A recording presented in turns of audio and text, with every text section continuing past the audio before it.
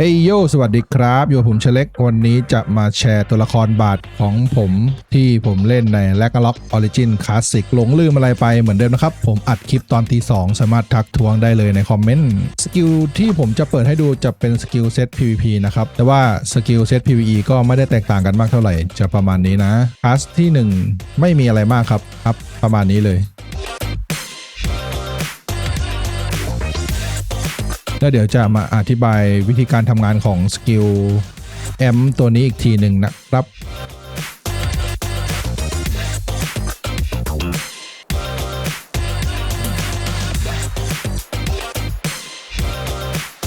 สกิลนี้อัพไว้เพื่อที่จะช่วยเพื่อนในปาร์ตี้ CC นะครับมีโอกาส 20% ที่จะทำให้ศัตรูติดฟรีซจะอัพหรือไม่อัพก็ได้จะเอาแต้มไปลงตรงอื่นก็ได้นะครับ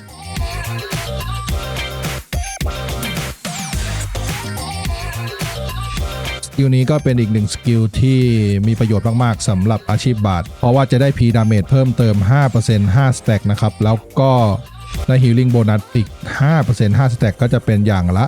25% นะค่อนข้างเยอะมากสกิลนี้ก็จะเป็นประโยชน์สำหรับตัวละครที่ใช้สกิลทั้งหลายนะครับลด Global Cooldown 20% สกิล High Card ก็จะประมาณนี้นะครับตอนนี้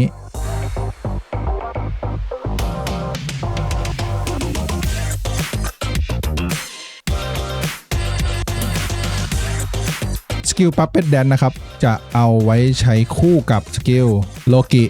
อันเดดกอสซิกฟีดอันนี้แล้วก็น่าจะอีก2อันนี้ด้วย Eternal Chaos กับเจ้าแหวนอันนี้นะครับสกิลอันเดดกอสซิกฟีดนะครับจะทำให้เราได้รับการป้องกันธาตุต่างๆนะครับ 20% ก็เหมือนใส่การ์ดแจ็คหรือว่าการ์ดปลาหมึกน้ำใบหนึ่งหรือว่าพวกการ์ดหนอนอะไรทำนองนี้นะครับค่อนข้างมีประโยชน์มากแต่เดี๋ยวจะอธิบายวิธีใช้สกิลอีกทีหนึ่งนะครับสกิลนี้ก็สามารถใช้ในการลงดันล่าบอสอะไรได้เหมือนกันนะครับหรือว่าจะ PVP ก็ตามเพราะว่าจะเพิ่มดาเมจธาตุให้กับเพื่อนที่อยู่รอบๆตัวเราเนี่ย 20% ที่เลเวลแม็กนะจะเหมือนอันนี้เลยอันนี้ก็จะลดเดฟสตูลงแต่ว่ายังไม่เคยทดสอบเหมือนกันว่าจะเพิ่มดาเมจหรือว่าลดเดฟอะไรได้ประมาณไหนนะครับของสวมใส่ก็จะประมาณนี้นะครับตอนนี้ในเซต PVP จะใช้เป็น Legendaryส่วนบิวอาวุธที่เป็นเต้นและพ่นไฟออกยังไม่มานะครับในตัวละครบาททีมงานกำลังแก้อยู่นะเท่าที่ทราบมาชุดเซตก็จะเป็นกอบบินนะครับเน้นถึกโลไม่มีให้เลือกมีแค่ชาโดออฟแมวที่ใช้นะครับปัจจุบันก็จะประมาณนี้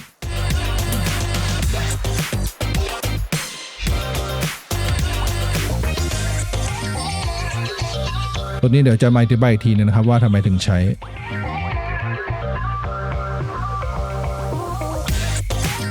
ออฟอาวุธก็จะใช้เป็น PATK 3 แถวเลยนะครับ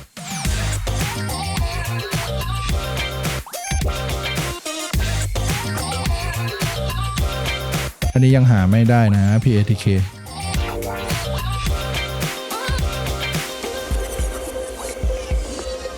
ประมาณนี้ครับเหตุผลที่ใช้ PATK ในอาวุธไม่ใช้ออฟทองนะครับเพราะว่า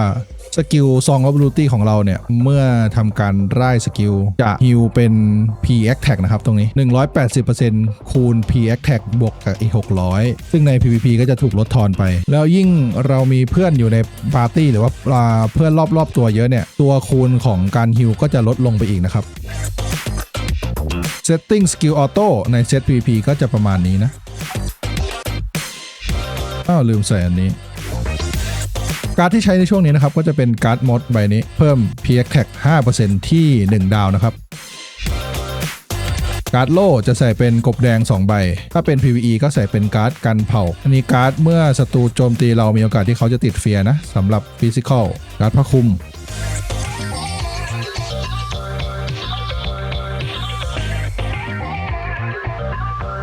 เหตุผลที่ใส่การ์ดสปอร์นะครับเพราะว่าจะเอา P Damage Reduction กับวิทตรงนี้นะ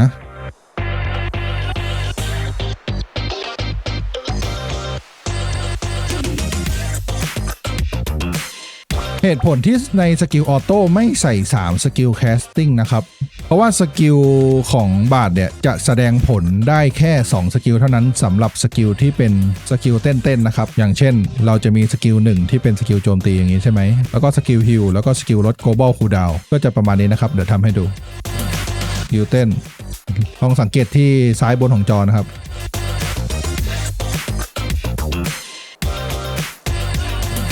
เดี๋ยวผมจะกดสกิลลด global cooldown กับสกิลเต้น damage แล้วเจ้า healing เราจะหายไปลด global cooldown healing เราจะลดลงใช่ไหมพอเราไปกดสกิล damage healing เราจะหายไปทันทีครับ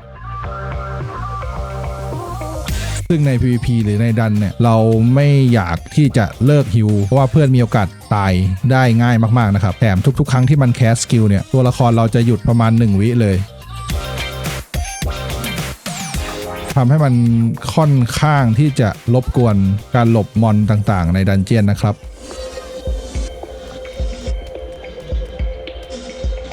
เวลาที่เรากดออโต้ไว้สกิลมันก็จะแคสเองตลอดเวลาเหมือนกันแบบนี้นะครับทุกครั้งที่สกิลคูลดาวน์เสร็จมันก็จะแคสตลอดเวลาซึ่งค่อนข้างรบกวน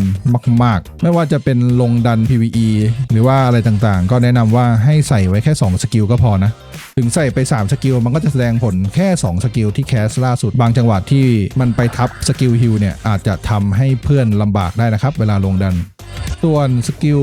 เรียกร่างโคลนมาก็จะใช้ประมาณนี้นะครับก็คือเราจะกดวางได้เลยเลือกที่จุดที่วางได้เราก็เรียกออกมาแล้วเราก็จะกดสกิลที่เป็นคอมโบได้แบบนี้แล้วก็จะมีวงเต้นประมาณนี้นะครับจุดเริ่มต้นจะอ้างอิงจากจุดของตัวละครเรานะส่วนนี้ครับสกิลโลกิสกิลที่ห้ามทุกคนที่อยู่ในวงนี้ใช้สกิลแม้แต่จะเป็นเพื่อนตัวเองก็ตามซึ่งเป็นสกิลสายป่วนสำหรับอาชีพบาทเลยนะมีประโยชน์มากๆถ้าใช้ถูกจังหวะแล้วก็อีกเหตุผลหนึ่งที่ผมเลือกใช้เป็นแหวนโกลเด้นมากกว่าที่จะใช้เป็นแหวนฮิลนะครับเพราะเท่าที่ลองดูแล้วความรู้สึกตอนที่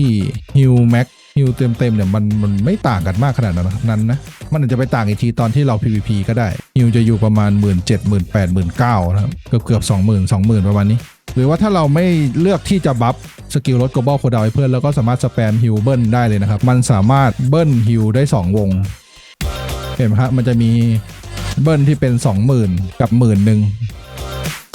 แล้วถ้าคนสงสัยว่าทำไมเราฮิลตัวเองแล้วแต่ว่าทำไมเราฮิลเพื่อนเบาจังก็เหตุผลก็จะอยู่ตรงนี้นะครับ Healing Effect กับ Healing Receive Healing Receive เนี่ยคือการได้รับฮิลที่ได้รับเข้ามานะครับยิ่งตรงนี้ค่าเยอะเวลาที่เราได้รับฮิลเนี่ยเราก็จะยิ่งได้รับฮิลแรงขึ้นส่วนเจ้า Healing Effect เนี่ยคือความแรงของสกิลฮิลที่เราทำได้นะครับบางคนสงสัยว่าทำไมพระฮิลไม่แรงเลยก็ลองไปตรวจสอบตัวละครดูนะครับว่าเรามีค่า Healing Receive เนี่ยมากน้อยแค่ไหนถ้าอยากได้รับฮิลแรงขึ้นนะครับก็แนะนำว่าให้ไปหาฮิล Receive ที่อยู่ใน Enchant ของตัวละครเราประมาณนี้นะ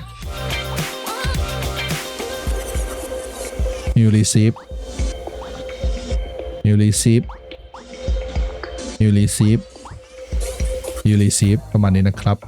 นอกจากเราจะต้องเพิ่ม Healing Effect แล้วเราต้องเพิ่ม Healing Receive ด้วยที่เราจะได้รับส่วนสกิลใส่ลงดันไม่มีอะไรมากครับแค่เปลี่ยนจาก Undead Gothic Feat แค่เปลี่ยนจากเจ้าสกิลหนามเป็นสกิลแหวนแทนแค่นี้ก็จะได้ดาเมจเพิ่มขึ้นเยอะมากแล้วครับสำหรับพวกดาเมจธาตุทั้งหลายแต่ทุกครั้งที่แคสสกิลแหวนสกิลโซโล่ที่เราแคสก่อนหน้านี้ก็จะถูกหยุดไปเหมือนกันนะครับระวังด้วยกดนกที่ใช้ก็จะเป็นประมาณนี้นะครับในปัจจุบันจะใช้เป็นโซนะครับเอา P-Dep เพราะว่าถ้าเอาวิทมาจะโดนไบโอปาแรงถึงแม้ว่าในสเตตเราจะหาวิทก็เถอะอัปเดตบาทแพทปัจจุบันก็ประมาณนี้นะครับสำหรับตัวละครของผมถ้าหากใครมีคำถามอะไรสามารถทิ้งไว้ได้เลยนะครับจะพยายามตอบให้ได้มากที่สุดหรือว่าตกหล่นอะไรไปตรงไหนไปก็สามารถคอมเมนต์ถามได้เลยนะครับอย่าลืมกดไลค์หรือว่าคอมเมนต์อะไรทิ้งไว้ให้ด้วยนะครับสำหรับวิดีโอนี้วันนี้พอแล้วครับสวัสดีครับ